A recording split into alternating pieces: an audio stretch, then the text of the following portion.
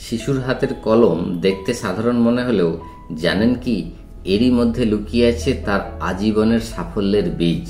আজকের শিশুরা হ্যান্ডরাইটিং বা হাতের লেখার থেকে অনেক বেশি উৎসাহী মোবাইল বা ট্যাবে টাইপ করা। এর ফলে স্মৃতিশক্তি কমে যাচ্ছে, পড়াশোনায় মনোযোগিতা কমে যাচ্ছে ধৈর্য, সৃজনশীলতা। গবেষণা বলছে হ্যান্ডরাইটিং মানুষের মস্তিষ্কের মধ্যে নতুন নতুন নিউরাল পাথওয়ে তৈরি করে।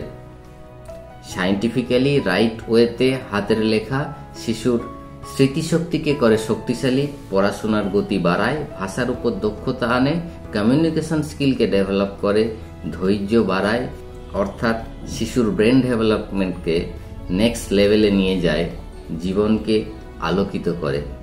তাহলে আপনিই বলুন, বাচ্চার উজ্জ্বল ভবিষ্যৎ, উন্নততর জীবনের জন্য ব্রেন ডেভেলপমেন্টে সায়েন্টিফিক্যালি প্রপার ওয়েতে হ্যান্ডরাইটিংয়ের মতো সহজ, সরল এবং পাওয়ারফুল টুলস বা পন্থা আর কি বা আছে? তাই এ বিষয়ে সকলকে উৎসাহিত করুন। আপনি চাইলে এক্সপার্টের সহায়তা নিতে পারেন, সাপোর্ট নিতে পারেন। আর আমরাও সায়েন্টিফিক্যালি প্রপার ওয়েতে গাইড দিয়ে থাকি। আপনি আমাদের সাথেও যোগাযোগ করতে পারেন। ভালো থাকবেন, সুস্থ থাকবেন।